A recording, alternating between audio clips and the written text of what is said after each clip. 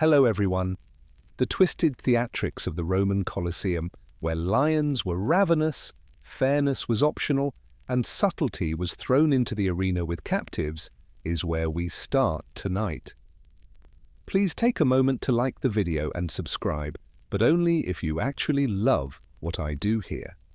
The Roman Colosseum was built for entertainment, not sportsmanship, and perhaps as a means for emperors to avoid doing real paperwork. We have soccer stadiums today. For disorder, the Romans had stadiums. You would be as disappointed as someone who brought a picnic to a thunderstorm if you entered the Colosseum expecting to be treated fairly. The audience's goal was to see who fell the best, preferably in the most dramatic manner possible, not to find balance or to observe who fought the best. Extra points for sorrowful face expressions and flailing arms. The Roman definition of entertainment, let's face it, was strong. A bout between two skilled gladiators who are ideally matched? Yes, that did occur. However, opening acts, criminals, prisoners, or unfortunate individuals who happened to owe the wrong senator money were far more prevalent. These people were instructed to make it dramatic with what amounted to a pointy spoon, and they succeeded. The Colosseum served as a kind of civic therapy in addition to being a stadium. The plagues, lack of grain, and sporadic fires made life in ancient Rome unpleasant. People survived by seeing someone else suffer a really, really awful day in a safe setting, and it was free. The emperor funded the games, which were a highly visible show of please-like-me behavior. You have a seat, grain, and a view of a person fleeing from a furious elephant? What more is there to ask for? Inequality was even promoted by the architecture. Senators received pillows, the emperor had the nicest seat, and everyone else received a sunstroke and a stone bench. The folks in the arena, really. They have an audience. Fairness, then? The design priority isn't exactly that. This was not about a fencing. This was the supper theatre of ancient Rome. If the play finished with yelling and your meal was fried dormice, the loudness of the crowd when you tripped over your own foot and fell straight into a net was used to gauge your performance as a participant, not your win-loss ratio. Forcing an unskilled layman to engage in combat with a fully equipped professional in front of 50,000 strangers is the epitome of public service. This was called that by the Romans. Amusement. Additionally, they wanted something with a little bit more risk and a lot less regulations, even though we have game shows and food competitions. This brings us to the endearing custom of the gladiator versus amateur contest, in which a professional murderer battled, for example, a baker brandishing a sword or a bureaucrat experiencing an existential crisis. These were not isolated errors, they were prearranged. The amateurs were occasionally volunteers, occasionally convicted felons, and occasionally just men who ought to have read the fine print. Despite the logic of contemporary film, gladiators weren't always slaves. All of them had extensive training, and some were celebrities and others were volunteers. They had coaches, lived in schools, and were essentially professional athletes, minus the endorsement deals and more armor. Consider putting one of them up against a person who picked up sword-fighting skills by seeing shadows on a wall. The idea was that the outcome was predictable. There was no suspense here. It was a spectacle. A fair fight was not what the spectators wanted.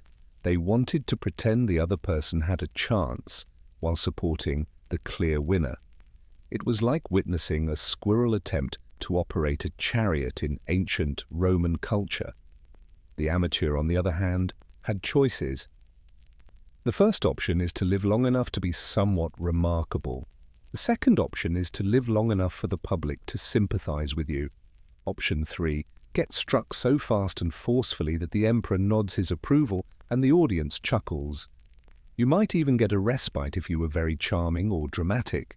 Romans like a good yarn about the underdog, particularly if the underdog was bleeding just enough.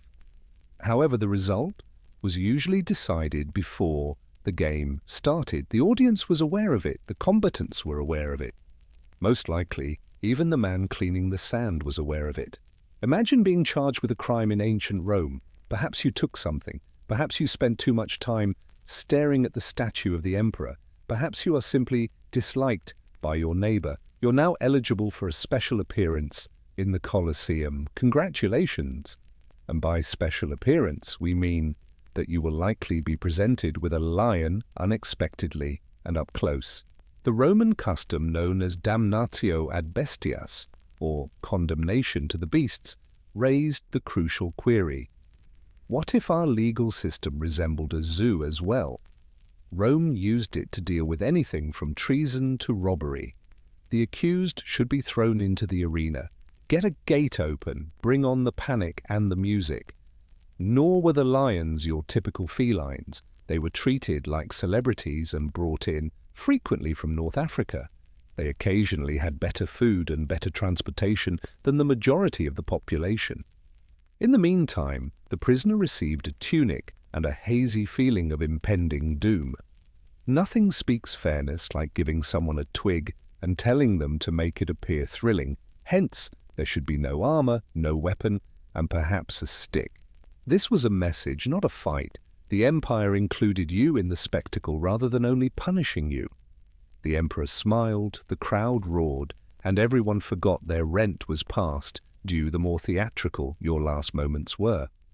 Yes, people did bring their kids, because you could teach your children important life skills like don't commit fraud or you'll be lunch instead of going to the forum. Everyone was astonished by the condemned at times. They climbed objects, ran, and dodged obstacles. At least one story describes a guy who played dead so effectively that the lion became disinterested. Sadly, the audience didn't. They ensured that the performance continued. If you're wondering if this is too much, the Romans would have concurred. Only if you recommended against using lions. The aesthetic would have been destroyed. Let's pretend the fans have had enough of watching unarmed convicts become friends with fate after the lion match. What comes next? Let's equip a few and send them back in, of course, but with more and stranger animals. If the wild was very irritated and the man was wearing gladiator sandals, then step into the Venetians, Rome's version of man versus nature. Specially trained fighters, or let's face it, anyone available and not in debt, were given weapons and instructed to avoid showing signs of nervousness during these simulated hunts. They would turn the Colosseum into a fictitious forest, imported sand, fake trees, and perhaps some shrubbery if funds allowed. After that, wild animals were let go, anything that could stomp, charge, or profoundly perplex an audience, including crocodiles, rhinos, bears, ostriches, and leopards. It was expected of fighters to fight them with spears, nets, or sometimes nothing at all. Men have reportedly been sent in brandishing sticks or slings, which works just as well as shouting, "Please stop at a charging boar." This is where the twist lies. Even though it was going in the other direction, the conflict was still unfair. To keep everything under control, the animals were occasionally ill, given drugs, or starved. At other occasions, they were simply thrown into the midst of pandemonium without knowing if they were meant to attack or try out for a tragedy. It didn't really matter. The aim was performance, not survival. Did the animals matter to the crowd? Not particularly. They cheered when a rhino successfully flipped a man into the air like a fancy coin. They cheered more loudly if the man won in any way. There was only amusement, no loss, and sometimes the animals formed a team. According to one story, a lion and a bear began fighting after ignoring the humans. The audience loved it. Most likely, the organizer received a promotion. It was neither battle nor hunting. It was the result of an empire being wealthy enough to create new pastimes and bored enough to transform the food chain into a stage for improv. The Roman Colosseum had developed a motif at this point. Make something gruesome more bizarre way. However, they turned to mythology when they wished to make a lasting impression on the audience. For why just put someone to death when you could make a legend in the process? They called this fun, custom, fatal charades. Unfortunately, it wasn't a game. Rather, it was a method of public execution that combined creative sentencing with narrative. Imagine a condemned man strapped into false wings, dressed as Icarus, and tossed off a platform. He didn't actually fly. It wasn't subtle at all. Mythology was adored by the Romans. Tragic ends, heroes, and gods, they therefore recreated criminals' deaths as performances rather than dealing with them in silence. In addition to witnessing justice, the audience was also witnessing art, state-sponsored, violent art. For example, the tale of Prometheus. In myth, he has a recurrent eagle problem and is tied to a rock. They used stage props instead of the rock in the Colosseum.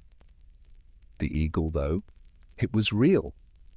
The tragic musician Orpheus, for example, attempted to save his bride from the underworld.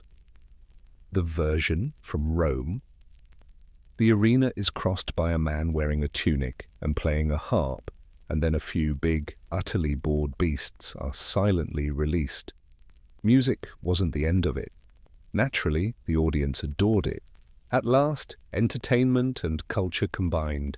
Even after identifying the story, you might still laugh and point when the man wearing the Apollo wig stumbled over his sandals. Were the original stories faithfully portrayed in these performances? Not even close. But it wasn't about accuracy, it was a spectacle. Great if they were able to recall the plot. Otherwise, they simply made up a new version in which Hercules loses a foot. These were not plays, to be clear. The actors weren't the performers. They had been given death sentences and were now supposed to assist in making a story come to life before leaving it in the last act. No curtain call, no cheers. Even though someone had just been Zeused off a scaffold, the emperor's well-timed nod satisfied the throng, which felt a little more civilized now. Rome thought, what if we made the Colosseum a lake, just when you thought it could get much more extravagant? Yes, the Colosseum had simulated naval battles known as naumachii at different times during its early history, because simulating a nautical conflict in a structure that is far from the sea is the next natural step after turning executions into a theatre. The arena floor was flooded by Roman engineers who obviously had too much time and talent, not in a symbolic way, with real water, the kind that causes novice sailors to panic and vessels to float. It was an easy strategy. Set up a war with actual people who were frequently less experienced rowers than the audience by filling the floor and throwing in a few ships. These simulated conflicts occasionally recreated well-known maritime conflicts. At other times, teams of prisoners were instructed to row, fight, and avoid appearing as though they had never seen an oar before. Let's also discuss those boats. Of course, they were smaller than actual warships. See how far you can get when you try to fit an entire fleet into an amphitheatre. However, they continued to be adorned with paint, flags, and actual weaponry. Therefore, there was a high probability that someone would fall in, or be forced inside, or simply go right in as it felt like the better course of action. Like cruise guests observing a buffet fire, the audience observed from above. Equal amounts of confusion and delight. Naval tactics were of little interest to anyone. They wanted to see if there was a dramatic fall from the boat, extra points if they let out a poetic scream while they performed. Indeed, there were dramatic moments, ships running into each other, combatants jumping over decks, people inadvertently jab spears at their buddies. To be honest, it was more airy anarchy with costumes than naval strategy. The Colosseum eventually stopped packing itself with these performances, most likely because water and old concrete don't work well together over the long term. However, Romans enjoyed their laughter, splashing and sea skirmishes for a while. Even though half of the participants were unable to steer and the other half were unable to swim. Even staged fighting wasn't always dramatic enough. At that point, the party bundle was released by the organizers. Mismatched weapons, shackles, blindfolds, and a general lack of respect for basic sense or the rules of physics. Why? Because being fair is boring. but observing someone attempt combat while wearing a blindfold, funny, for everyone but the blindfolded individual. Making a perfectly capable fighter's life far more difficult for entertaining purposes was one common variation. Take off their armor, reduce the length of their weapon, or provide them something of no utility at all, similar to a net, or worse, a sword made of wood. Entering the arena with what is essentially a stick from a kid's toy set says good luck more than anything else. Then the chains appeared. Occasionally, fighters were shackled by their wrists, ankles, or both, because it's obvious that being physically restrained is what you actually need if you've already trained to survive an armed duel in front of thousands of people. Additionally, it greatly increases the interpretive value of dodging. Some were bound together and made to fight, indeed, to one another. The three-legged race of doom was the name given to it. Well, not in a formal sense, but it ought to have been. Imagine attempting to survive while your footwork is dictated by someone else's panic. The crowd goes crazy as one stumbles, and both collapse. Naturally, not everyone was subjected to these tricks. Gladiators were investments. The most absurd sets were saved for those with reputations and large crowds. Unless the emperor wanted a laugh and the crowd was bored, then everything was up for grabs, not to mention the sporadic, unexpected adversary. Just when you think you're up against one guy, a trap door opens and another one, or better yet, something with claws, emerges. Consider a WWE match in which a bear is spit out at random from the floor. That's what ancient Rome did, but honestly, since there was only a checklist and no rulebook, none of this was covered in it.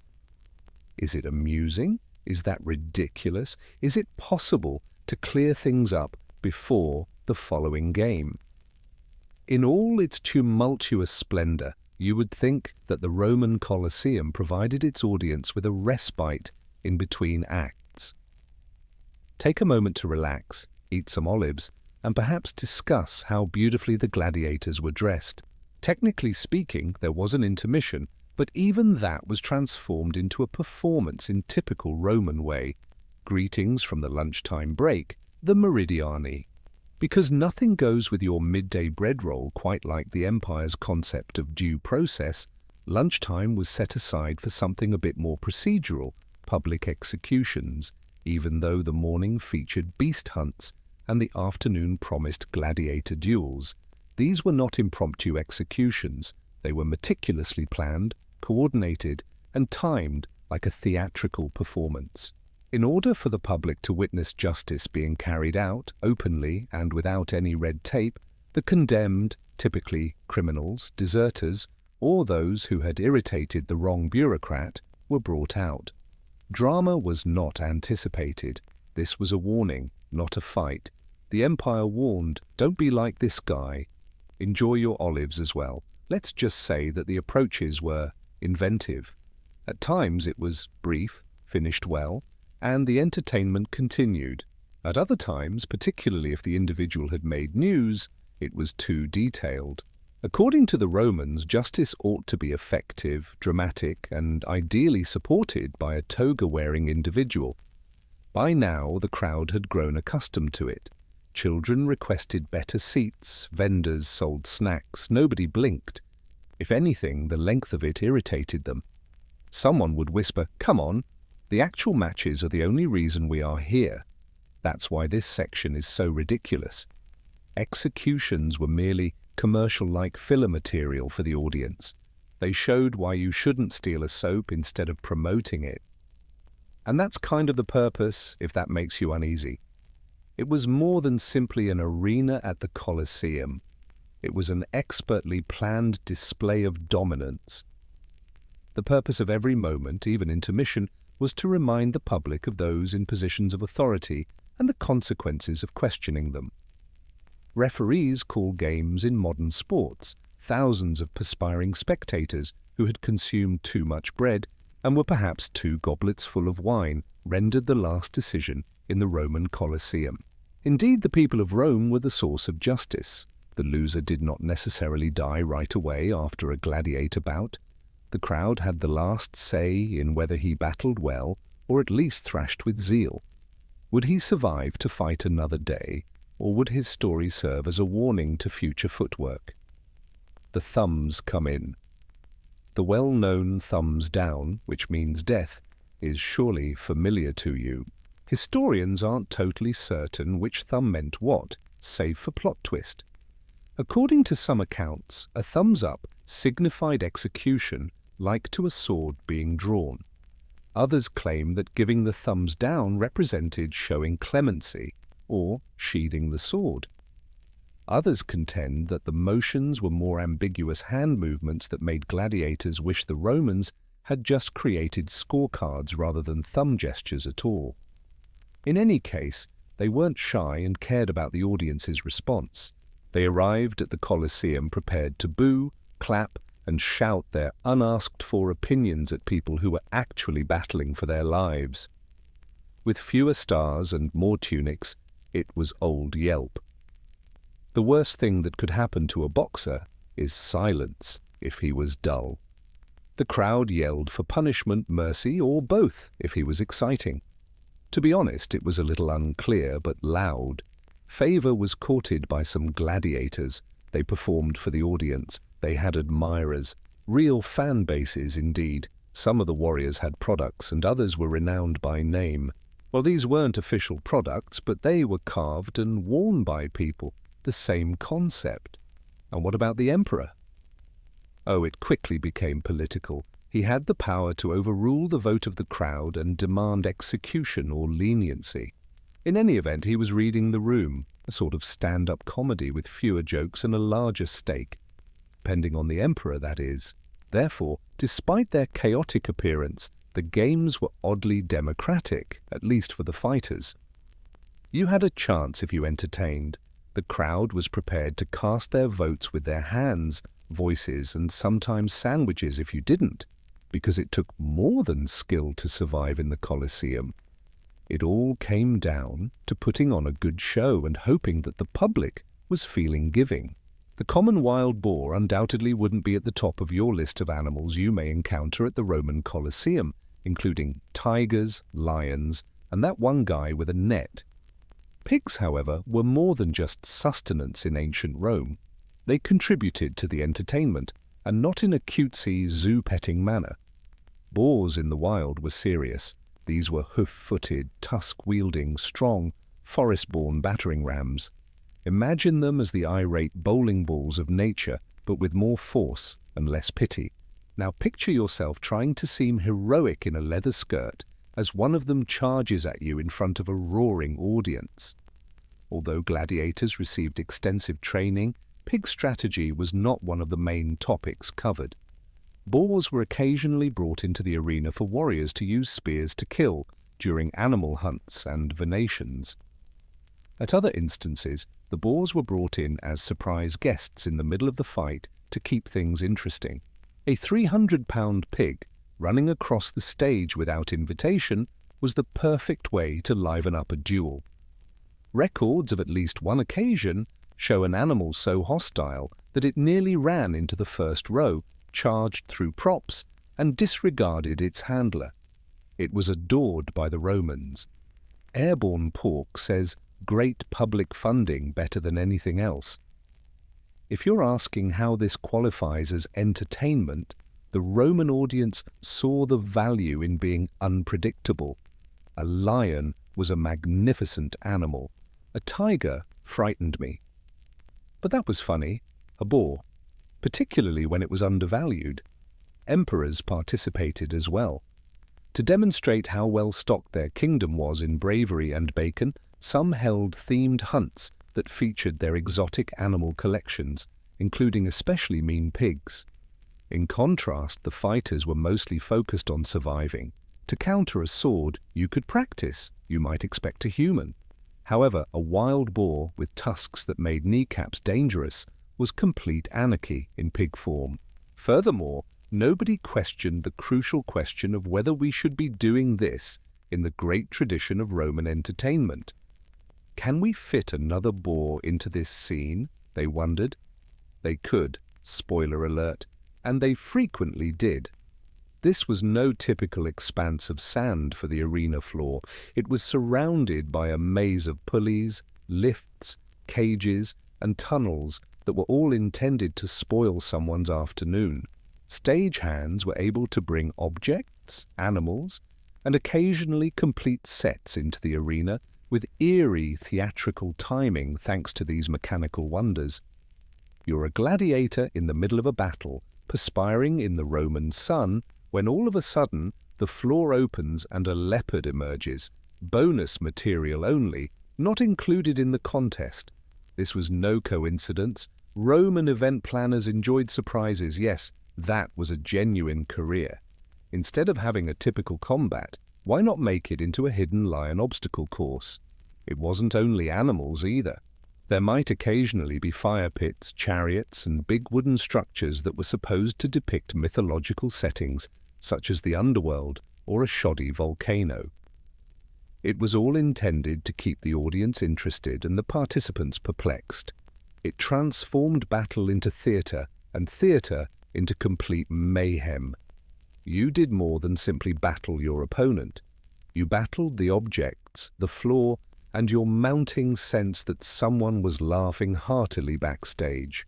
Underneath the stage, groups of slaves and laborers controlled these trapdoors, synchronizing timing with the accuracy of a military operation, or, at the very least, a slightly disorganized circus. For 20 minutes, two warriors were awkwardly circling each other after a bear arrived in the wrong setting or, worse, didn't appear at all due to a single misplaced lever. Because you weren't only fighting opponents in the Colosseum, it was an exciting experience for the spectators and a lesson in humility and ankle awareness for the fighters. You had to deal with stage design, architecture, and the Roman Empire's enduring tradition of shocking people with unpleasant things. If the gods genuinely favored the courageous, they must also have admired those who avoided falling through a trapdoor while striking a victory pose. Gladiator versus gladiator bouts appeared to be the most equitable event on the Colosseum schedule. Like the old UFC, but with finer clothes, two well-matched, trained professionals square off in front of a boisterous audience. However, since this is Rome, justice was, as always, optional. Many fights were rigged more quickly than a politician's re-election campaign, even though some bouts were evenly matched for dramatic suspense and fan investment. An experienced veteran with years of arena experience may be one of the fighters. The other was a frightened novice who had just recently discovered which end of the sword was the business end. Additionally, avoid being overly fixated on the concept of standard weapons. One warrior would occasionally receive a gladius and a shield. The other received a trident and a net. The audience preferred variety, and someone in charge of event planning had a knack for disorder, so it was not tactically sound. These strange combinations had names. Particularly well-liked was the Secutor versus the Retiarius, trident guy. One had traditional clothes, armor, and a large helmet. The other relied on dodging for dear life, wore nearly nothing, and carried a glorified fish fork. It was more about Macbeth's quick feet avoiding being squashed than it was about a combat of equals. What causes the discrepancies? Rome enjoyed contrast for that reason. It was dull to see two fighters with the same weapons, but contrast a wiry, almost nude rope flinger with a large armored tank. That's amusement. Additionally, the match can be skewed in favor of one gladiator if he had a sponsor to satisfy or a developing fan base. He did it to seem even more awesome when he won, not to prove himself. Gladiators were investments as well as combatants, walking names of brands. The Empire leaned in if someone had a dramatic winning run or a unique combat technique. Children acted out their triumphs, and fans purchased figurines. Although it wasn't formally recognized, merchandise existed. In order to preserve the legend, they were occasionally given an easy victory. The losing boxer was, well, either unlucky or forgettable. Maybe both. Because equilibrium was a myth in the Colosseum, The crowd wasn't there to watch sportsmanship. Someone was outmatched when they arrived, and ideally outwitted, and if that individual prevailed in any way, that was quite a tale. Don't assume that the Roman Colosseum was only about sand and swords. Spin was also a factor, and not the kind that occurs when someone is struck too severely and goes into a sharp downward spiral. No, politics was involved. The Colosseum served as more than just a venue for public entertainment. It was a public relations machine that was specially designed to remind everyone of the person in control. Every game, every incident, and every "oops, we released 2 tigers" moment all contributed to a meticulously planned imperial message. Do as you are told. Executions were statements as well as punishments. People who were traitors, rebels, or simply irritated influential senators were publicly and theatrically executed, frequently with staging and narrative. You end up in a scroll with a negative opinion one day. The following day, you are participating in a myth reenactment as fallen hero number 2, something you did not request to do. And the emperor was staring, not only observing. Naturally, he was seated in the ideal spot, dead center with lots of shade, and close enough to the action to nod respectfully when someone was artfully beheaded. As much as the battles, the crowd watched him. His responses were important. He wasn't just making a gesture as he offered a thumbs up. It had a headline. The games were employed by some emperors to gain favor. Remember bread and circuses? People won't see the empire's budget collapsing if they are kept nourished and occupied. Others intimidated others with it. A surprise lion here, a public execution there. All of them are highly inspiring. And you might even be used politically if you were fortunate enough to be a well-liked gladiator. You were evidence of Rome's strength if you fought properly. Refused to die the right way, you were suddenly a liability. At times, political narratives were used to stage entire events, rejoicing at a military triumph. Okay, let's act it out with real casualties. Having a dignitary from abroad, let's show them how much fun tigers can be. A man in armor jumping over a hippo is the ultimate way to impress a visiting official. Indeed, the Colosseum was the scene of the bloodiest news conference in Rome. The empire's overarching messaging approach was reflected in each dramatic fall and sand splash. Rome is powerful, magnificent, and undoubtedly observing. Why did the Colosseum remain open for so long despite all the mismatches, trapdoors, weaponized pigs, and political overtones? Easy. Rome had a spectacle addiction. These were more than just performances. They were social glue, political instruments, cultural events, and sometimes dubious legal treatments for a society in dire need of pastimes. The empire was vast, intricate, and often, and occasionally literally, on fire. A gladiator bout, however, gave the populace a sense of stability. The formula was successful. Give a bored, overburdened citizen a ticket to the Colosseum, a snack, and a front-row seat to a person wrestling a panther in a wig, instead of letting them gripe about grain shortages. Life wasn't that horrible all of a sudden. Empire Building 101 is that: dazzle, distract, repeat. Emperors also adored it. They received immediate approval ratings from the games. After tax increases, do you want to gain favor? Organize an event for a week? Inadvertently offended the Senate? Let some tigers and chariots burn. Do you want to instill fear in a general?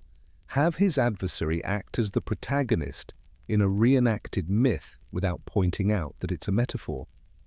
The first social media stream was the Colosseum. Regular updates, drama all the time, a place where you could determine your public persona with a single thumb gesture, where adversaries were erased and where careers were formed. However, there is no comment section, only thunderous cheers or utter quiet, which was essentially a vote of no in ancient Rome. However, even the biggest empires eventually become weary. The shows become less lavish with time. Importing the animals is more difficult. The crowd was less enthralled. Even the Colosseum seemed like yesterday's news by the time Rome started to fall apart.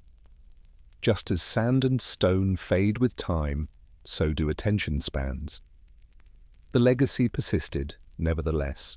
The Colosseum is still remembered today as a symbol of the lengths a society can go to for a good spectacle, rather than as a sports venue. It was unfair, it wasn't nice. However, it was a memorable experience, because you're not trying for subtlety when you're building a stage for 50,000 people and filling it with iron, fire, and politics. You're aiming for history. Consider yourself a farmer in prehistoric Ireland. The winds are changing on this April 30th. You think to yourself, yeah, it's time to light something on fire again as you gaze out over the undulating hills. Greetings from Beltane, an ancient Celtic fire festival that was more about surviving the summer than it was about celebrating its arrival. Your forebears were busy stacking wood and herding cows between two raging bonfires, whereas modern people might crack a bottle of sunscreen and gripe about the heat. Why? Because they thought the smoke might protect, cleanse, and perhaps even awe the local spirits. Fire was more than simply a useful tool in this world. It was a living force that served as a bridge between different realms. Lighting it was a religious act, not a casual one. The flames were controlled by the community's spiritual MVPs, the Druids. They would chant, make dramatic gestures, and ultimately bring forth the need fire, the center bonfire from which all of the local household flames were recited.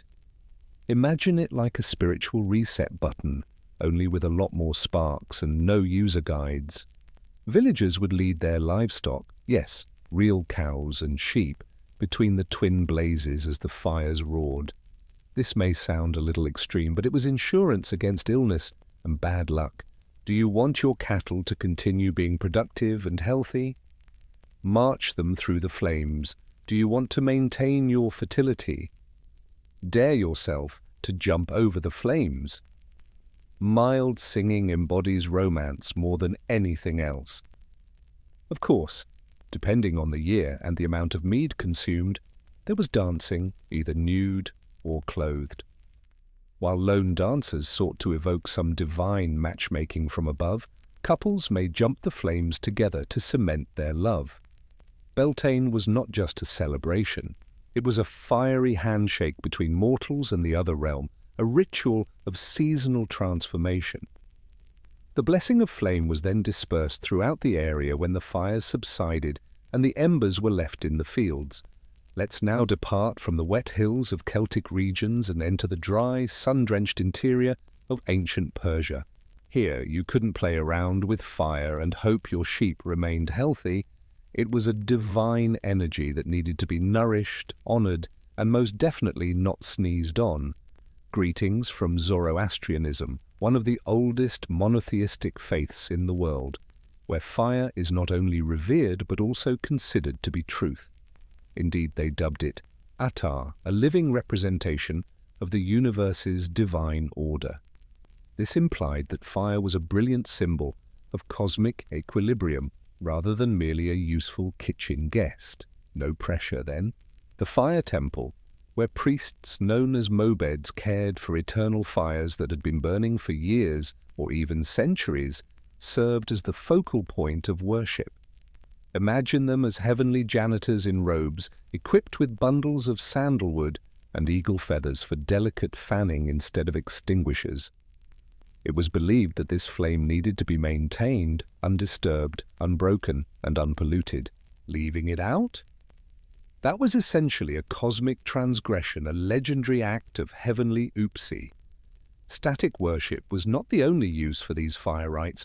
Whole villages would burn bonfires in public areas to commemorate creation, rebirth, and the constant struggle between light and darkness during significant festivals like Sede and Chahoshan Besuri, chanting phrases like, "Give me your red color, take away my sickly pallor." Basically, the ancient Persian equivalent of New Year, New Me. People would jump over the fires. In these situations, sparks were more than simply a metaphor. In addition to sending prayers to the gods, the fire also served as a messenger, warding off any bad luck or demons that could have been hiding beneath your carpets. The dead were not even exposed to flame during burial ceremonies. Why? Since that would contaminate it. Like an everlasting therapist who has seen everything but never speaks, fire has to remain pure, unadulterated, and judgment-free. Fire was not something to be subdued in the Persian perspective. It served as a holy thread that bound people to the divine design of the universe. Yes, it's a nice flickering flame, but it's also a fiery reminder to maintain the proper balance between your soul and your kindling. We are now physically transported back in time to ancient Greece, when fire festivals were not only religious rites, but also intense sporting events. Because the Greeks did more than simply pray when they paid homage to the gods, they ran, using fire. The signature event was Lampedodromia, or the torch race. Imagine a religious relay in which competitors carried burning torches across Athens like flaming batons, with the object being to maintain the flame rather than merely run as fast as possible. You are disqualified if you let your torch go out or drop it. Congratulations, you have let the gods and your city down. The gods of knowledge and fire were honored with these races. Prometheus, the rebellious titan who famously took fire from Olympus and gave it to humanity, and Hephaestus, the forge god.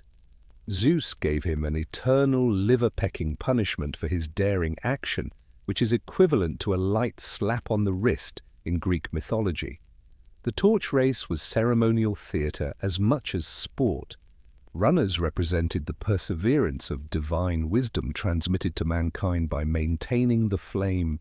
Possessing the fire was insufficient. You also needed to demonstrate that you could wield it without stumbling like a butter-fingered apprentice in Hephaestus's workshop.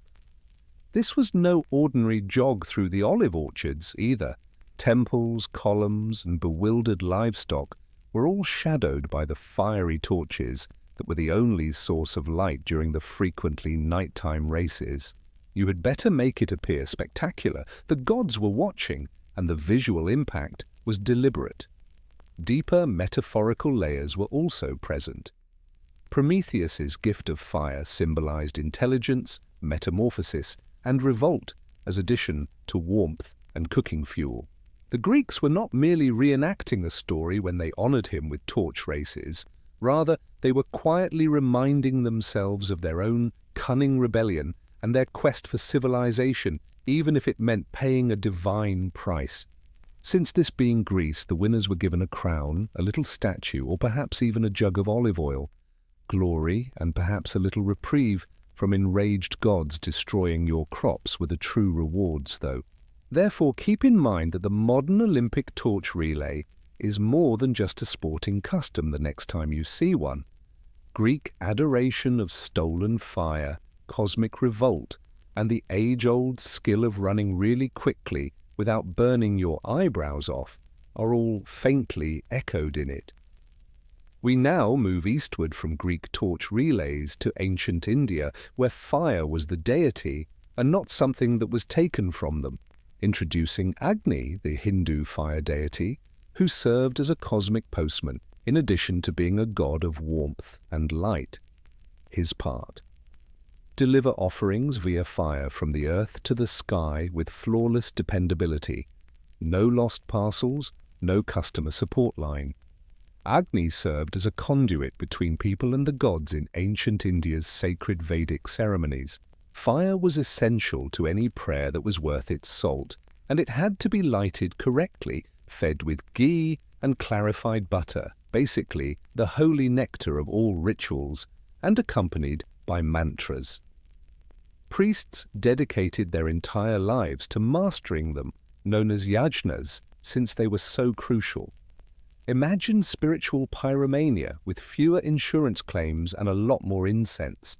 A Havan Kund, or sacred fire pit, was built during a traditional yajna, frequently in elaborate geometric designs in harmony with the forces of heaven.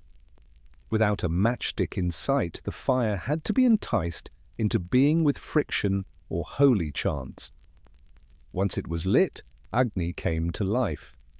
You were looking directly into the eyes of a god, not merely seeing a fire. However, this was not an isolated incident. From generation after generation, the most pious homes maintained eternal fires, fires that never burned out. In addition to being inconvenient, a fire's death was a spiritual emergency. Some even thought it might upset the cosmic equilibrium. Consider yourself the one who unintentionally poured water on a divine flame. Oops, doesn't really describe it. Later, this Vedic tradition was carried into seasonal celebrations with fire festivals like Lori and Makar Sankranti, which marked agricultural transitions with bonfires, music, and offerings. Here, fire was intimate, alive, and deeply revered, in contrast to some cultures where it was kept at a distance. It was joy wrapped in smoke, purification, dancing in sparkles. As a witness to every promise, every birth, and every departing soul, Agni was revered like an ancestor, rather than dreaded like a wildfire. Ancient Egypt viewed fire as the sun's breath, the actual breath of God, but ancient India viewed it as a divine messenger. Ra, the sun deity who rode across the sky on a burning solar bark, was the embodiment of fire, which in this context was more than simply a flicker. And using just radiant celestial fire, he battled a chaos serpent in the underworld every night. Ra, don't put any pressure on yourself. Let's focus on the human customs, though, as the Egyptians also used fire to rejoice as Ra managed the solar cycle. Fire was a symbol of protection, purification, and regeneration rather than warmth. As though the gods themselves were turning on the lights, temples were built such that the morning sun would shine in their darkest sections. The Feast of Opet, also known as the Wepet Renpet Festival, was the most well-known fire rite that celebrated the start of a new year. It was more than just a countdown and fireworks show.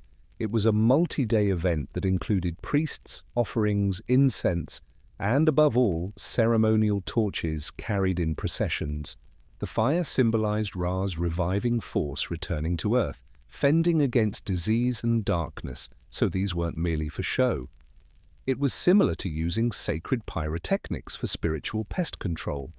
Even in burial customs, fire was an essential but carefully controlled element. The Egyptians burned sacred oils and incense during funeral ceremonies, but they didn't cremate since they felt it was a bit too final. It was thought that the soul's essence was carried upward by the smoke rising from the offerings, facilitating its safe passage into the afterlife. Even better if the gods were pleased by the aroma. Temples, especially those devoted to Ra or his fiery daughter, Sekhmet, a lion-headed deity you really didn't want to annoy, were also kept ablaze by priests. To placate her destructive propensity, she performed fire rituals throughout her festivals. Yes, because Egyptian gods cherished symbolism and moderately dramatic drama, these occasionally used red-beard eyes to resemble blood. In Egypt, fire was dazzling, celestial, and orderly rather than chaotic. It included intricate timetables, hymns, and scrolls. Each spark had its own script. We now descend into the highlands and jungles of ancient Mesoamerica, where fire was the cosmic engine and not just a symbol of life. And it took a little more than candles and good vibes to keep that engine operating. Fire was a revered energy to the Aztecs, Maya, and Zapotecs, controlling time, agriculture, and even human destiny. However, they didn't play around with simple celebrations. Calendrical fire resets were in place. Then came the new fire ceremony, which was performed every 52 years when the sacred cycle of the Aztec calendar was finished. A cosmic version of Y2K, but with fewer IT experts and greater stakes. Every home fire was put out nationwide as the terrible date drew near. The cities were dark, people's possessions were destroyed. They prayed, fasted, and essentially believed that the world might end. Priests then climbed a holy hilltop and offered a heart sacrifice at midnight. The fire wasn't deemed to have rekindled until the heart had been burned and the fresh flame had ignited inside the chest cavity. Every home fire in the empire would be reignited by this single miraculous spark. Fire represented cosmic confirmation, continuance, and regeneration. The sun might not rise again if the fire didn't light. There is no pressure. Fire was also essential to royal rites and temple dedications in Maya civilization. Fire roused newly constructed temples. To activate the building, they would actually burn offerings in the center chamber, as though calling in heavenly occupants. Additionally, in order to demonstrate your seriousness, a king's entrance to power necessitated fire rites, such as burning incense and occasionally ceremonial bloodletting. The Zapotecs were equally dedicated. Their fire deity, Cuchillo, was strongly associated with lightning and storms, and festivities honoring him featured dances, bonfires, and sometimes the spectacular burning of symbolic effigies, a kind of divine piñata with a fiery personality. Fire was both a request and a means of communication with the gods in each of these societies. It was ravenous and required sacrifice in addition to food in the form of logs or copal resin. The smoke spoke, not simply rose.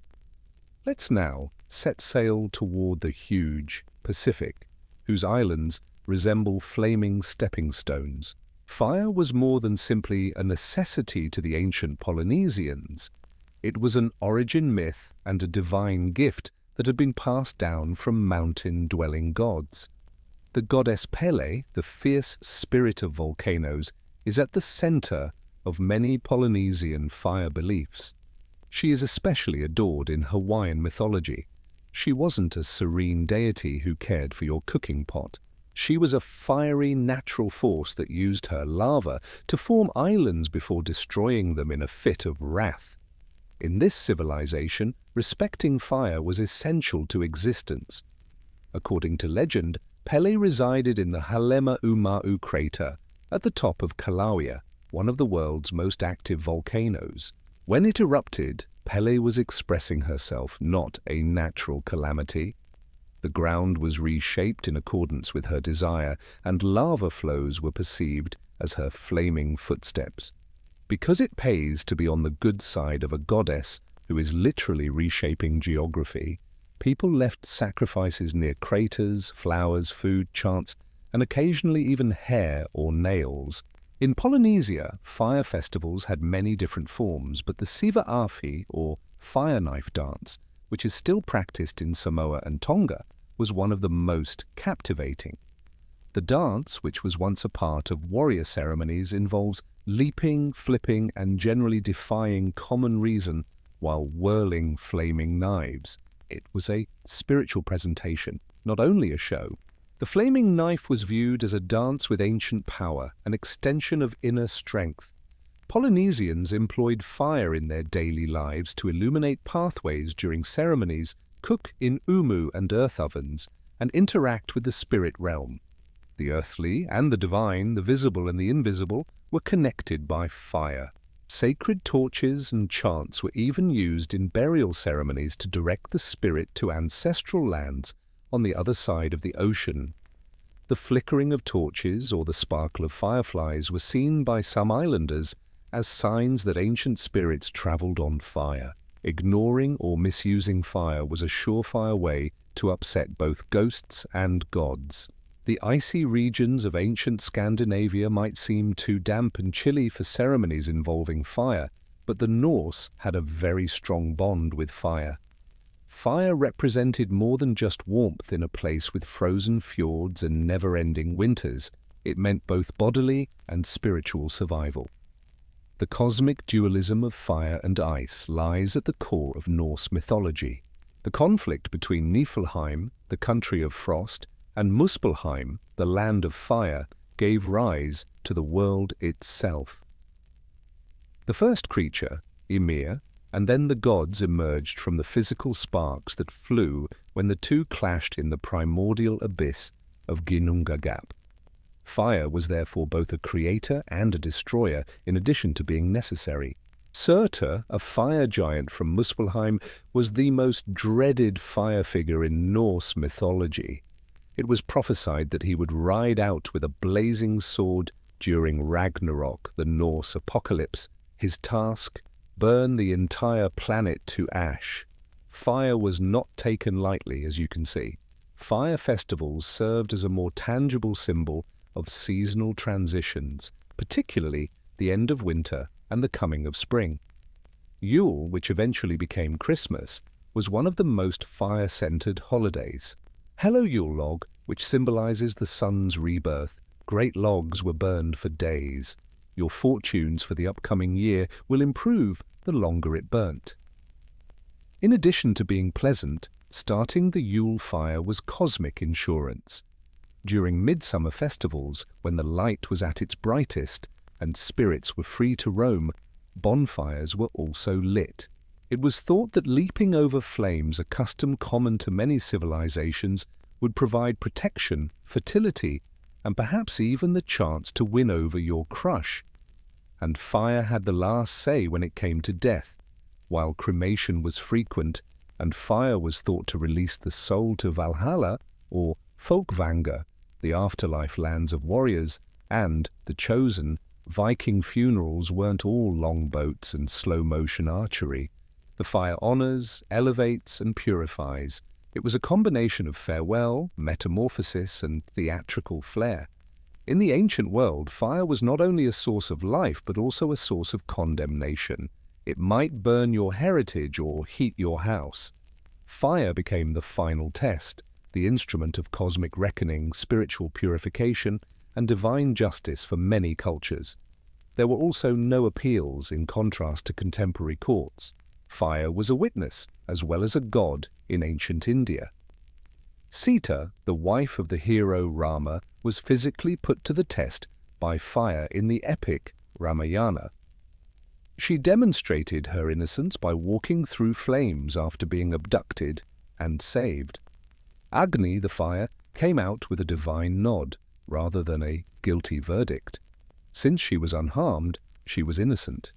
Yes, it was a fiery mess of gender norms, but it also demonstrated how fire was seen as the ultimate judge of reality.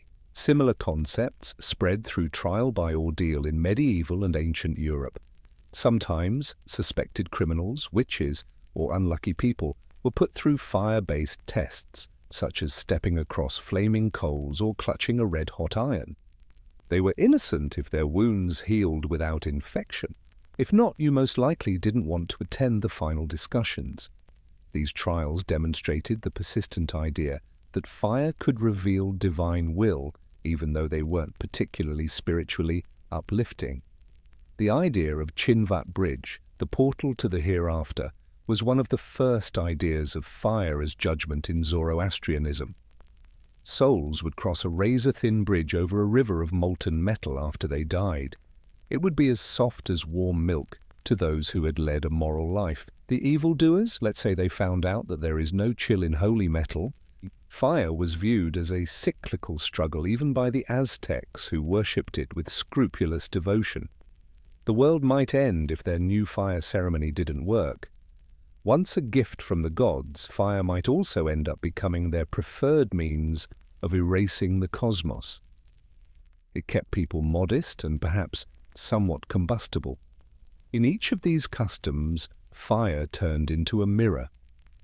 It showed what you brought to it: truth, guilt, dedication, or fear.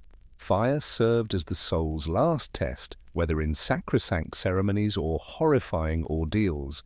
Tax payment was more than just a financial obligation in ancient Egypt. It was essentially a spiritual duty.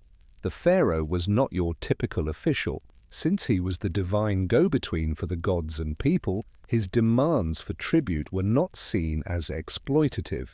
It was thought to preserve Mayat, the universe's sacred order, and cosmic equilibrium. There is no better way to maintain perspective than to be taxed by a god.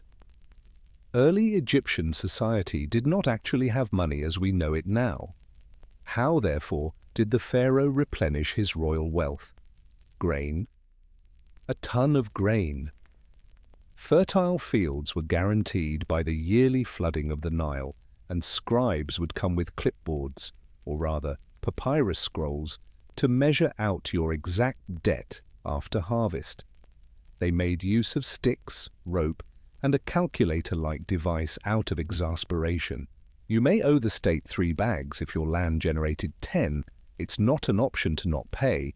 You can be inexplicably recruited for a state work project, forfeit your land, or lose your animals, because certainly labor might also be used as payment. Neither slaves nor aliens constructed the imposing pyramids of Giza. They were partially funded by taxpayers. You might be drafted to work on public projects like as transporting limestone, excavating irrigation canals, or building the newest shrine to Horus if you didn't have enough food or merchandise. Congrats! You are now a part of the National Infrastructure Project in Egypt. Scribes, those keen-eyed record keepers who controlled literacy, scrupulously documented the entire system. Everything was recorded, including if your donkey was taxed and the amount of wheat you owed. Yes, taxes might be imposed on animals as well. It's likely that the state wanted a share of it if it moved and had worth. Egypt had a centralized, effective tax system that was harshly enforced when necessary. However, it was also adaptable. Tax collectors may lower quotas during years of hunger or flooding, not always out of altruism, but rather because deceased farmers do not pay taxes. The Romans were the first to convert physiological processes into taxable assets. Taxation was both a bureaucratic craft and a source of fabled complaints in the vast empire of marble forums and gladiator bouts. Nobody says efficient governance like taxing people to urinate, so you might be taxed for land, slaves, doors, and yes, urine. Let's begin with the notorious vectical urani, often known as the urine tax.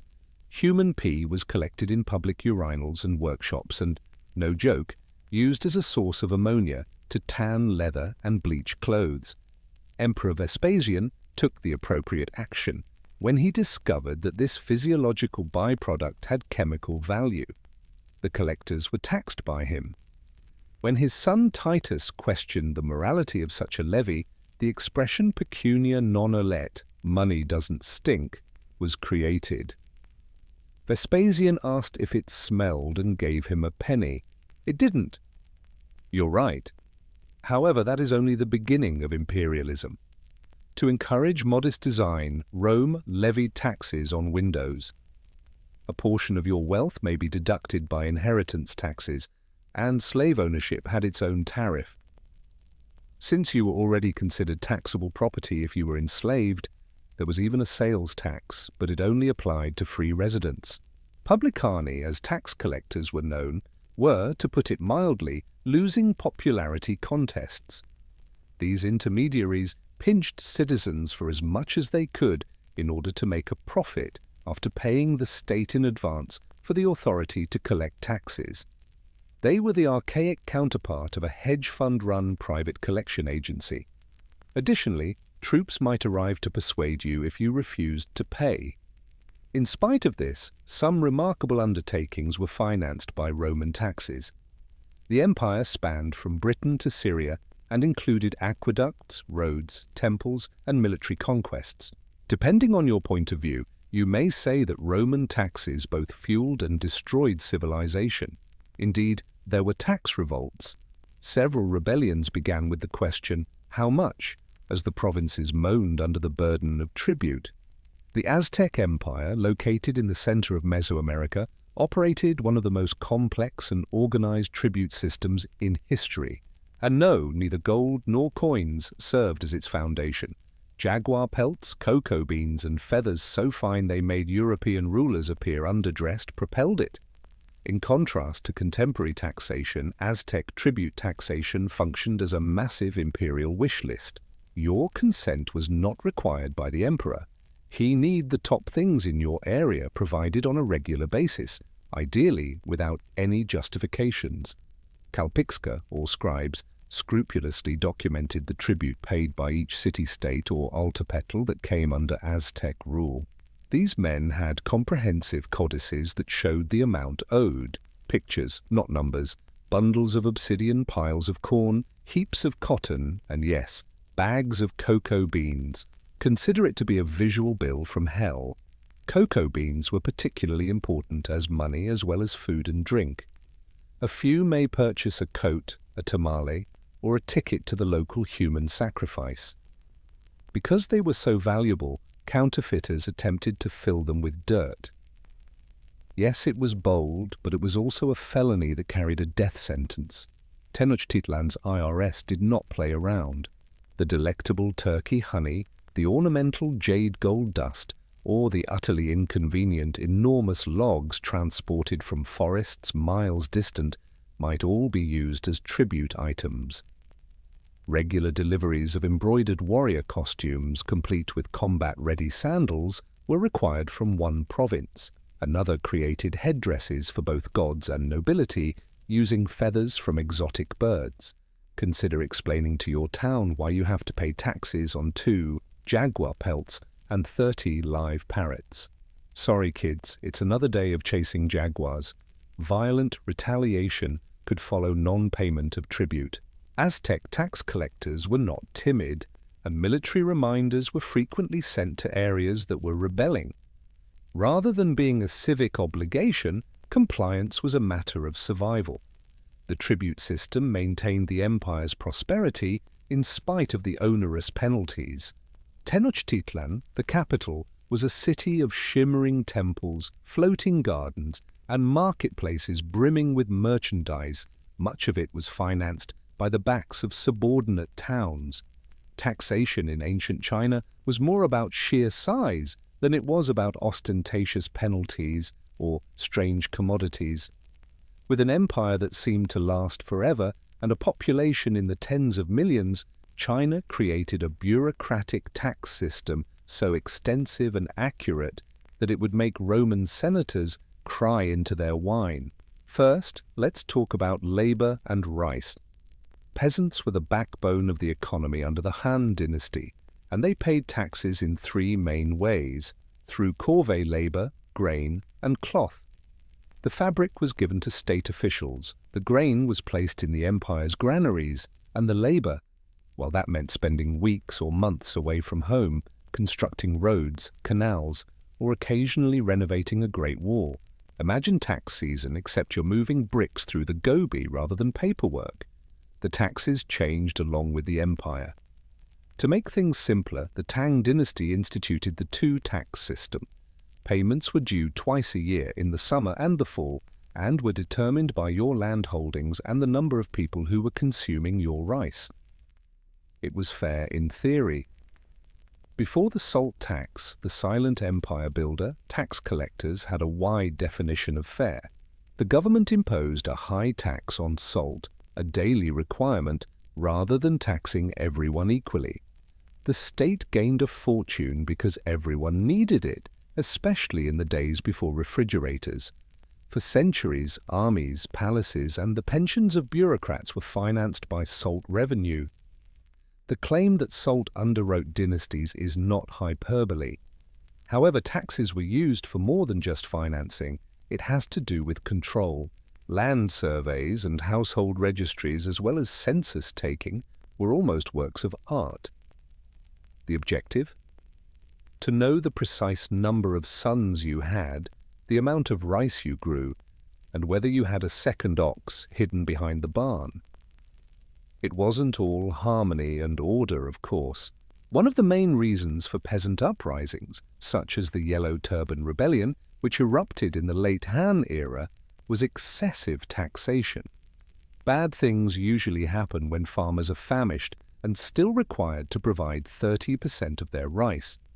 With clay tablets, reed styluses, and zero tolerance for inventive deductions, the ancient Mesopotamians were already creating the fine art of taxation long before contemporary accountants started requesting your W-2s. The Sumerians, Babylonians, and Assyrians established the world's first tax system, and the earliest known tax grievances in the region between the Tigris and Euphrates. Scribes engraved tax records onto soft clay rather than paper forms. Thousands of these cuneiform tablets recorded everything from animal counts to grain donations. Try waiting for a man scribbling symbols into dirt to log your grain levy if you think your local tax office is slow. The tax on staples? Barley. Farmers gave the temple or palace a share of their crop in the early city-states, such as Uruk and Lagash. In addition to being places of worship, the temples were also bustling commercial centers with tax collectors, warehouses, and unexpectedly strict priests. But it wasn't just grain.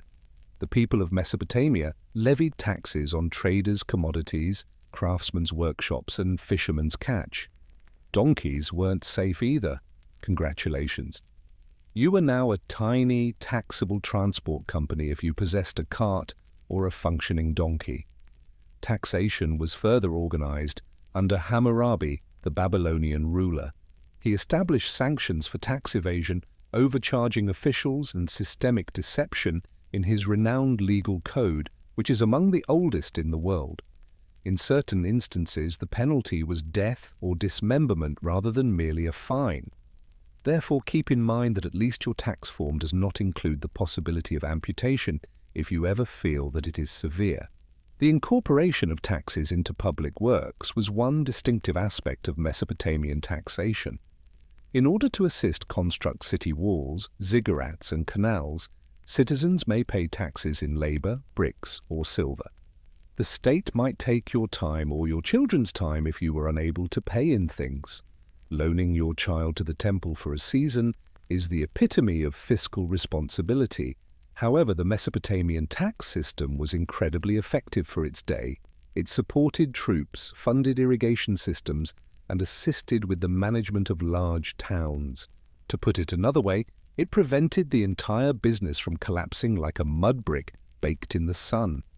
In ancient Greece, paying taxes was more about passing the money around than it was about maintaining state order. Many Greek city-states, particularly Athens, relied on a combination of social pressure, civic pride, and well-veiled tax avoidance tactics, in contrast to centralized empires like Egypt or China. Let's begin with the fundamentals. It was uncommon to tax citizens directly. Income tax was not paid by Athenians as it is today.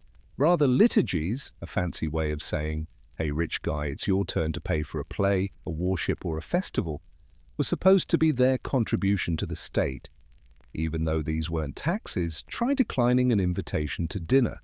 In the meantime, residents of Athens who were foreigners or metics paid taxes. The advantage of not being a full citizen was covered by a monthly protection cost that they had to pay. Basically, I'm saying, thanks for living here, now get out of here. Another treasure trove was trade. Through the busy port of Piraeus, products were imported and exported, and Athens made sure to collect its share of docking fees, tolls, and customs taxes. Ideas cannot be taxed, but wine, olive oil, and ceramics can. Philosophers, who naturally had views on taxes as well, freely expressed those views. According to Plato, leaders need to lead modest lives and work for the government rather than for its benefit. Ever the realist, Aristotle believed that taxes were an essential component of government, but he also pointed out that high taxes may incite insurrection. At the same time, the typical Athenians simply wanted the tax collectors to avoid their grape harvest. This leads us to the story's true antagonists, tax farmers. Greek states auctioned off the authority to collect taxes rather than doing so themselves. The top bidder would make an upfront payment to the state and then go out and recover the money, plus a lot more. At a conference, these tax farmers were as well liked as wet tunics. The system functioned more or less in spite of the chaos. Roads, wars, temples, and democracy itself were all financed by taxes.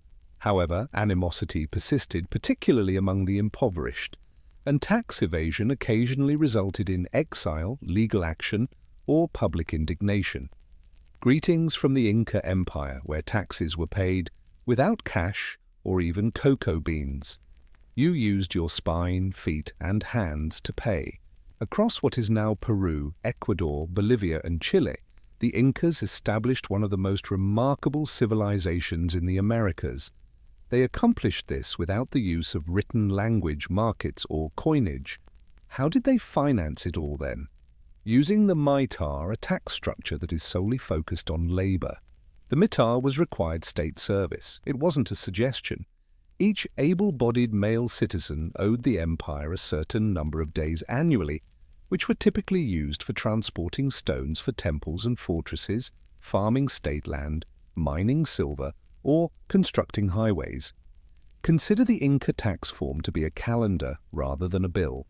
The efficiency of the mitar system was its greatest asset. The empire distributed labor among hundreds of tiny villages known as islas, rather than consolidating everything in one location.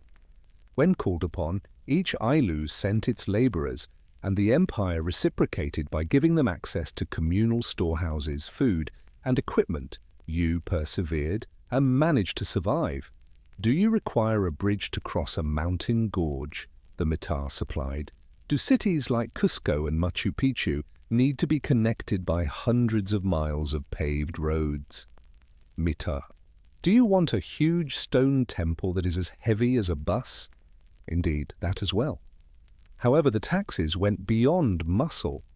Additionally, it was expected of citizens to weave cloth for the military and nobility, rear llamas for transportation, and cultivate crops on state-owned grounds. Whole areas that produced textiles for redistribution, potatoes, or corn.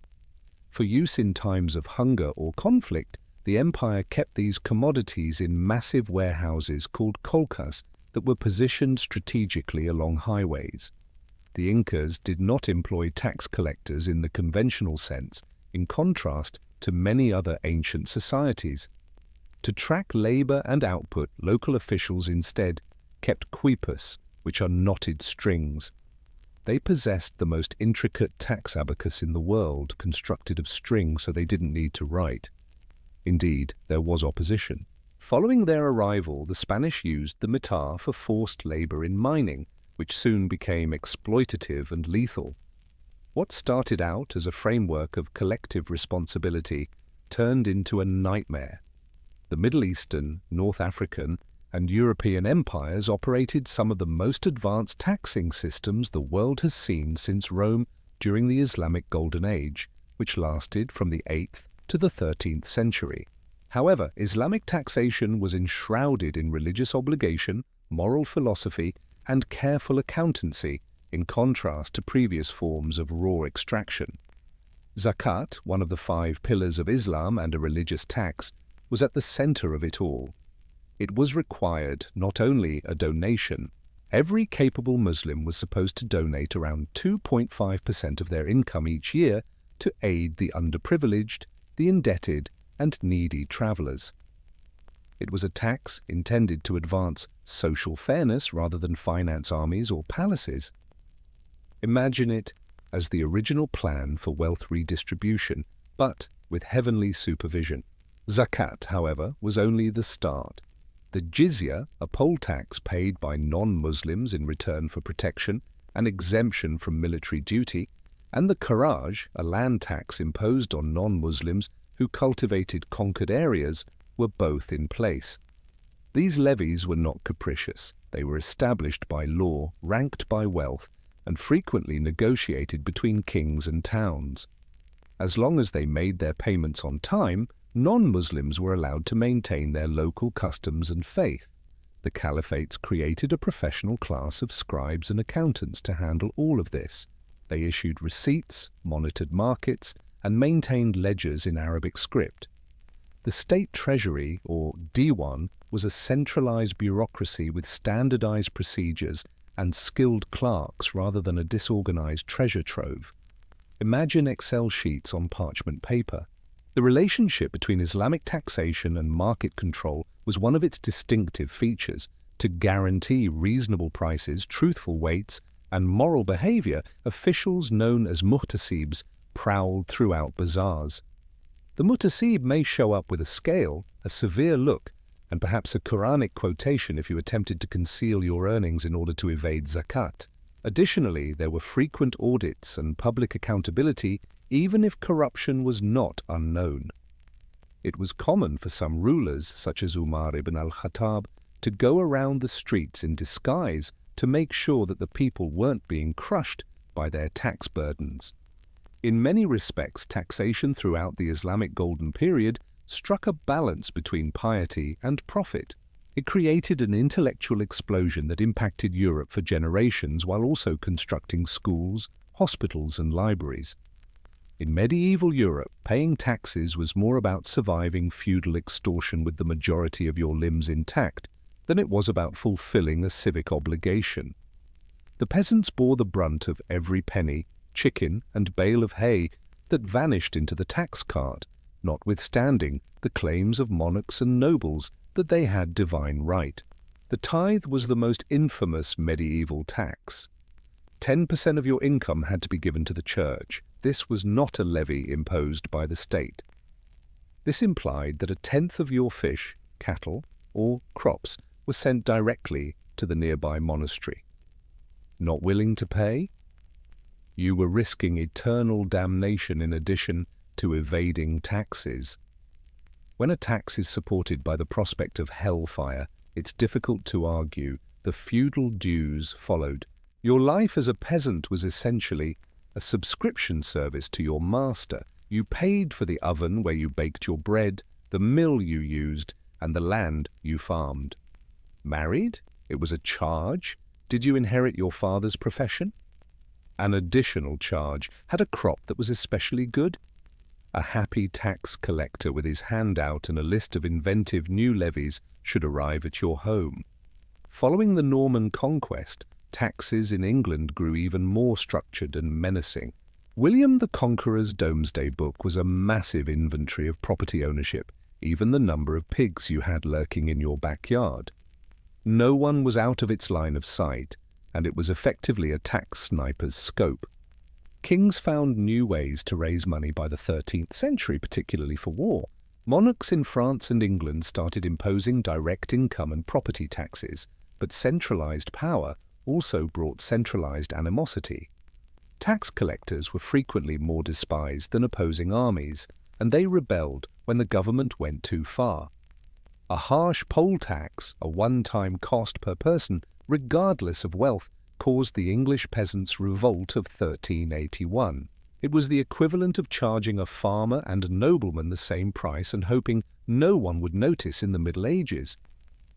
They saw the spoiler. In medieval Europe, taxes had to balance supporting castles, churches, and crusades without going too far and causing fires and pitchforks. Therefore, ancient taxes were not solely based on economics. They also included forced labor, rice, urine, and cocoa beans. It was about control, power, and the tenuous bond between the ruled and the rulers. One uprising at a time, one grain, one penny. Death was not the end for the Vikings. It was only the start of something new.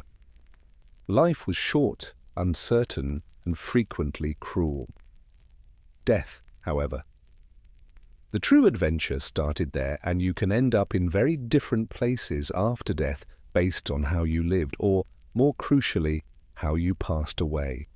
Slain soldiers gathered in Valhalla, the golden hall of Odin, the most sought-after afterlife, to feast, battle, and get ready for Ragnarök, the end of all. But in order to get to Valhalla, you had to die in combat, preferably while performing a valiant and extremely bloody deed. The realm of the goddess Freyja, Folkvanga, had first choice over the fallen if that wasn't on the menu. Her hall is thought to have been just as prestigious, albeit with fewer head injuries. However, not every soul made it to paradise. It was claimed that those who passed away from illness, old age, or a lack of style drifted to hell, the dark realm governed by the goddess of the same name. Hell was a more restrained afterlife, perhaps with fewer drinking horns and combat songs rather than a punishment as we understand it today. It should come as no surprise that Viking burial ceremonies were meticulously planned performances that combined elements of a tribute, a soul-guiding system, and a flex for the living, given their intricate spiritual map. Respect, money, and social standing were demonstrated by a well-run burial. A careless one? That was a surefire way to end up haunted, unlucky, or worse, a disgraced soul wandering aimlessly. Closure was not the goal of these funerals. They aimed to provide a secure transition to the afterlife and demonstrate the importance of the departed, both in life and in death. Offerings of food, weaponry, and personal items to prepare the deceased for their journey may be made at even the most modest burial. What about the elite? Subtlety was not a Norse trait. Chieftains, warriors, and aristocrats were frequently given spectacular farewells that included burial mounds, ships, fires, animal sacrifices, and whole rituals carried out with terrifying accuracy. Not only was the deceased to be honored, but their legacy had to be ingrained in the sagas and in people's memories, because to be remembered meant to live on in Viking culture. The funeral wasn't the last part of the story. It was the afterlife's first page. The deceased weren't just thrown in a pit and forgotten in Viking culture. Care, purpose, and a dash of dramatic flair went into their preparation.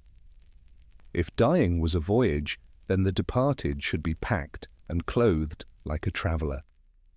After someone died, their body was cleaned, combed, and clothed in their best attire. This has nothing to do with vanity. It served as a metaphor. Keeping oneself clean demonstrated respect, and wearing elegant clothing ensured the deceased passed on with dignity. A fur-trimmed cloak may be draped over a chieftain dressed in a sumptuous woolen tunic. A shield maiden may dress in embroidered garments, embellished with beads and brooches. Jewelry wasn't merely ornamental, it was spiritual baggage. Weapons were necessary. A warrior's sword, axe, spear, and shield may be interred alongside him. They weren't props for a ceremony. For the hereafter, they were real tools. After all, you would want your favorite blade by your side if you were going to fight all day in Valhalla.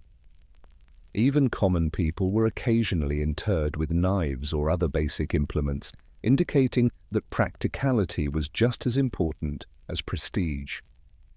Grave items were also presented to the deceased: combs, dice, cooking pans, drinking horns, and occasionally food and mead.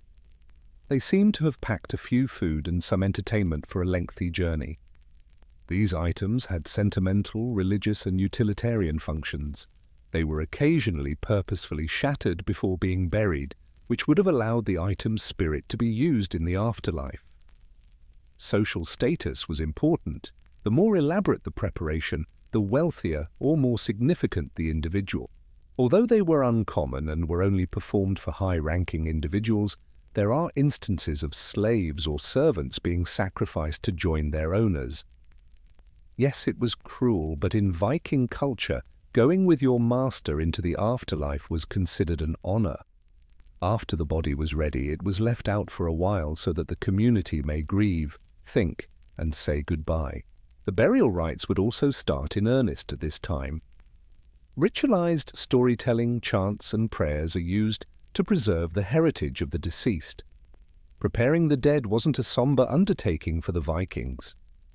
It was an act of cosmic responsibility, love, and respect. They were preparing a soul for the voyage beyond, not merely dressing a body.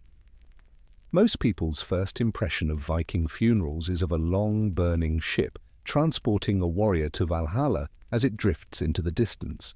It is a dramatic, cinematic, and rather unrealistic picture that has become ingrained in popular culture. However, how accurate was it?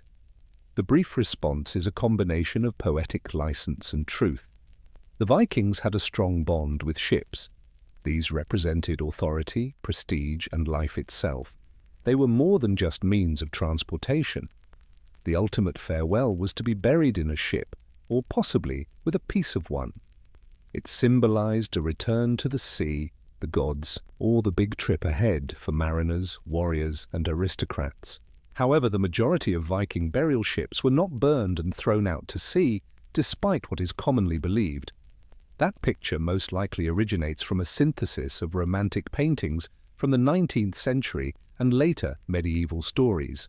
Full ship funerals were actually uncommon and costly. When they did occur, the ship was typically positioned on land, the grave goods and body were piled within, and the entire building was either burned in place or buried behind a mound. The Oseberg grave in Norway is among the most well-known examples. Amidst linens, sledges, and animal sacrifices, it had a finely carved ship with two elegantly attired women.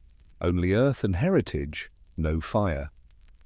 Another instance is the Gokstad burial, which contained a chieftain's body, along with his equipment, weapons, and even horses that had been slaughtered. Once more, only honor and craftsmanship, no fire or water. Nevertheless, boats or symbolic representations of them were used in cremation burials. In other areas, the pyre was constructed right on the ship during cremation rites, using smaller boats or stone outlines shaped like boats. Even though they were logistically straightforward, these events were magnificent. It takes a lot of wood, room, and steely nerves to burn a whole yacht. It was more than a show fire. According to Viking mythology, fire sent smoke upward to the gods, purifying the soul. In Norse mythology, it also stopped the dead from reincarnating as restless spirits, which was a very real worry. Viking funerals were investments in the afterlife rather than merely somber events. The deceased weren't abandoned without anything. Rather, they were filled with grave goods, the sort of spiritual starting pack that was meant to guarantee survival, comfort, and prestige in the afterlife. Let's begin with the fundamentals. Tools, weapons, and personal possessions were found in nearly every Viking burial, from the humble farmer to the formidable jarl. A man's bow, axe, or sword may be interred with him. A woman may possess cooking pots, brooches, weaving equipment, or keys. These were not objects of symbolic meaning. It was thought that the soul employed them in whichever domain they were bound for after death. Nobody wanted to arrive unarmed or without the necessary household supplies, whether they were Hel or Valhalla. Richer people were given more ornate farewells. Drinking horns, board games, imported silks, musical instruments, and whole wagons or sledges are among the items interred. In the well-known Oseberg burial, a woman was buried with dozens of textiles, an 8-wagon, and 5 finely carved animal heads, enough to start a store in the afterlife. However, the usage of animal sacrifice was what made Viking funerals truly unique. As status, transportation, and power symbols, horses were frequently buried with elites. Multiple horse graves that were meticulously constructed and obviously sacrificed for the occasion have been discovered by archaeologists. There are other appearances of dogs, hawks, and even oxen, all of which are probably selected for certain symbolic or spiritual purposes. The sacrifices included more than just animals in certain instances. It is possible for slaves or servants to be killed and interred with their owner. This was no ordinary act of brutality. Although it is unquestionably terrible from a modern perspective, it was regarded as a sign of commitment or duty. A slave girl was ritually slaughtered to go with a chieftain into the afterlife, with the belief that she would continue to serve him in death, according to certain stories, such as Ahmad ibn Fadlan's. There was a reason for everything living or dead that was buried. The Vikings thought that, like life itself, the soul required support. Grave goods, which were intended to convey prestige and usefulness over the cosmic gap, included presents, supplies, and protection. Death was more than simply taking a person from the world in Viking society. It made a mark on it, and that mark was frequently huge, obvious, and miles away. The burial mound, also known as a hauga in Old Norse, is a meticulously constructed hill that is placed over the deceased to commemorate their life, their actions, and, let's face it, their social status. These weren't only dirt mounds. The intentional monuments known as Viking burial mounds were constructed with care and effort. Over a timber chamber or buried ship, a chieftain's mound may be built, stuffed with grave goods and covered with earth and stone layers. Some were left bare and stony, a lasting reminder to the living, while others were covered in turf to blend in with the surroundings. This is where someone significant is lying.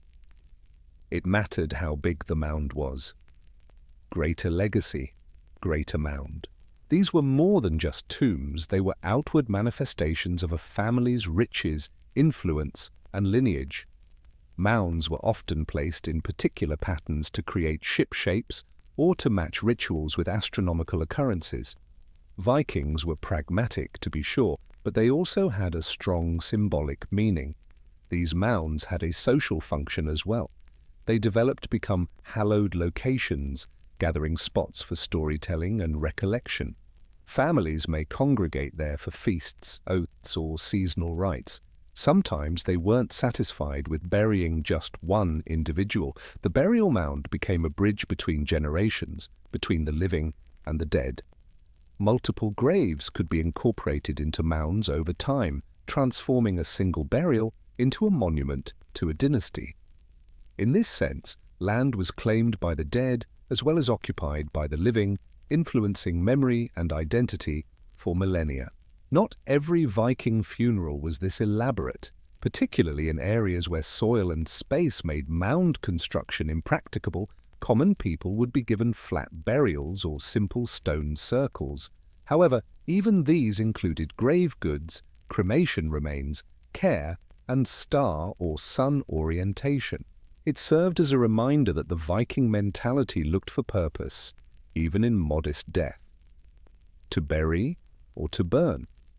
The solution to the Viking funeral conundrum varied according to location, social standing, time period, and belief. The reality is more complex, even though contemporary Viking iconography frequently features dramatic flames and firelit farewells. Both inhumation and cremation were practiced by Vikings, frequently concurrently in the same villages. First, let's discuss cremation. Cremation was the most common ritual during the early Viking era, particularly in Sweden and some areas of Denmark. The body would be encircled by grave goods, placed on a funeral pyre, and burned. The fire served as a spiritual release and a means of purification, in addition to causing damage.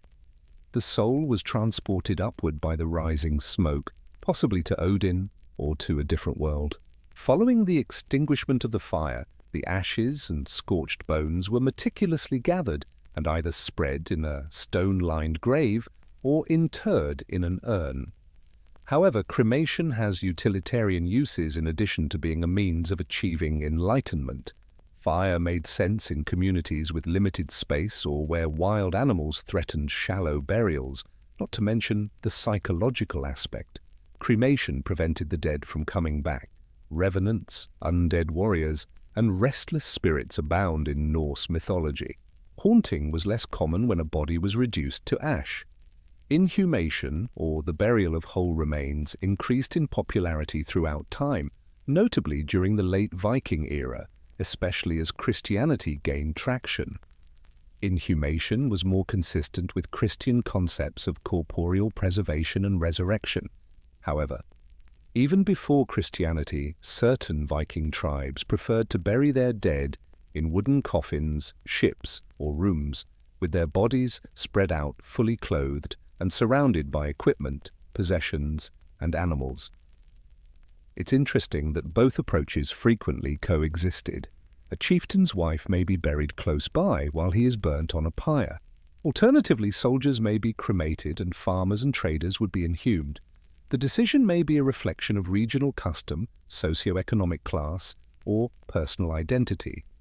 The honor and attention to detail were what bound the two rites together. The Viking dead were revered as travelers to the next realm, regardless of how they chose to get there, whether they were trapped under a mound or turned to smoke. Funerals for Vikings were not a quiet event. They were ceremonial farewells that included narrative, singing, toasts, and symbolic actions. The rites of the living were equally as significant, as the actual treatment of the deceased, which included burning, burying, and loading into ships. It was one thing to die well, but immortality another to be remembered correctly. Songs and poetry were crucial to many Viking funerals. Poets, or skalds, were essential in keeping the memory of the dead alive. They wrote elegies and funeral stanzas that described the individual's actions, ancestry, triumphs, and even peculiarities. These verses portrayed the dead in the guise of saga heroes and were not merely melancholy. Did you even die a Viking if you weren't sang about at your own funeral? Ritual toasting, called the minne, was also a part of funerals. Mead flowed, drinking horns were passed, and every toast honored the gods, ancestors, and fate itself, in addition to the deceased. These were somber times, but they were also intensely communal, combining grief with friendship. It was sorrow manifested through fermented honey and firelight. At the burial, offerings were made, occasionally in the form of food, weapons, or blood. In order to support or guide the soul in the hereafter, sacrifices, particularly of animals, may be made in conjunction with the funeral. A Gothi priest or vulvasires would frequently lead these rites. They used chants, symbolic gestures, and sometimes a few unprintable incantations to conduct ceremonies. Ritualized performances occurred at more affluent funerals. The burial of a Rus chieftain, perhaps Norseman who lived near the Volga, was famously detailed by the Arab envoy Ibn Fadlan in the 10th century. It included days of preparation, animal sacrifices, and the ceremonial execution of a slave girl who offered to go with her master. It shows the dramatic and religious importance the Vikings placed on dying ceremonies, even though it is horrifying by today's standards. Weeks later, memorial feasts could finally be held. These were used to honor the heritage, resolve disputes, and transfer property. Stories may be repeated, oaths taken, and new leaders named. Death was more than simply a loss to the Vikings. They had a tale to tell, a song to sing, and a life to celebrate with voice, fire, and alcohol. Stone kept the name, while singing carried the spirit, and fire consumed the body. Viking culture did not leave memory up to chance. It was etched into the earth's very bones, letter by letter. Thus began the development of one of the Viking customs that has endured the longest, the rune stone. Gravestones in the contemporary sense were not rune stones. A little marker wasn't what you were putting next to a plot. You were building a monument for the public to see, read, and honor. These stones were found next to burial mounds at crossroads, by bridges, and along highways. Bold statements about the deceased's legacy and life.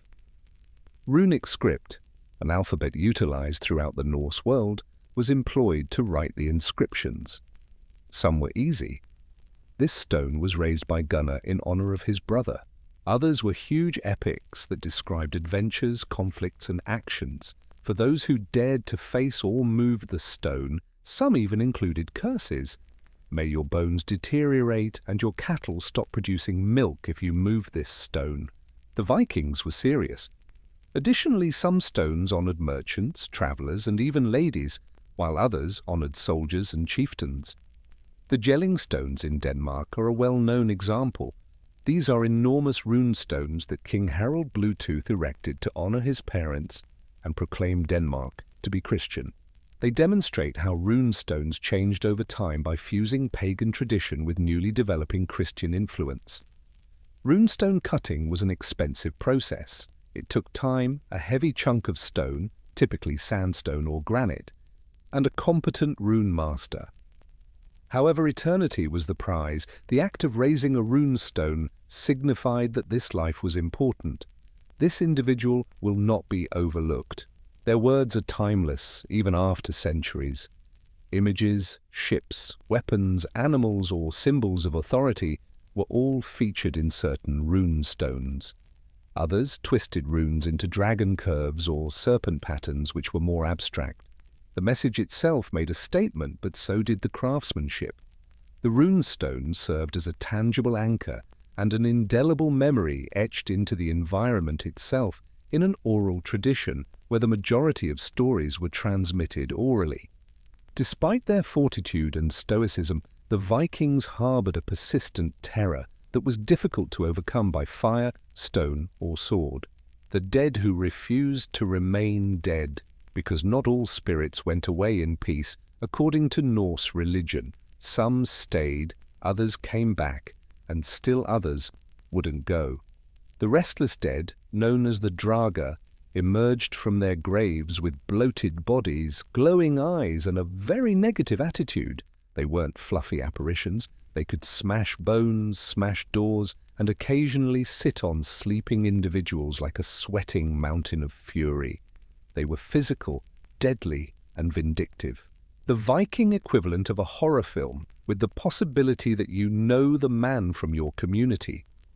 What made someone turn into a Draga? Usually a terrible life or a terrible death. The ideal candidates were those who were violent, greedy, or dishonorable. Those with unresolved matters were also affected, as sword debt, retaliation, jealousy, or simply a strong dislike for their family members. An unhappy spirit could also be the outcome of a poorly planned funeral. The deceased may choose to check in again if the funeral procedures were not carried out correctly or if the grave items were taken. Viking burials featured protective rites to avoid this. Heavy stones were occasionally placed on top of the body to literally pin it down when it was buried. There are indications that some tombs had been punctured with stakes or spears, a precautionary measure that would have pleased any contemporary vampire hunter. In cremations, the body was completely burned, not only to purify it, but also to eliminate any possible shape that the Draga might reappear in. Not all lingering dead, however, were malevolent. Some were ancestral spirits that guarded family domains or provided direction. If handled with respect, these spirits, known as Filda or Disir, may provide protection. At graveyards, they were frequently honored with silent prayers and seasonal offerings. There was tension even in the afterlife. A warrior's soul may fight in Valhalla for all eternity, which may seem wonderful until you realize it's a never-ending battle with no weekends. Even after they died, the Vikings embraced the concept of struggle. Death, after all, was never simply a conclusion. It was a story, a haunting, a warning, and a beginning. The deceased never really died. They persisted after you in smoke, song, stone, and occasionally unexpected footsteps.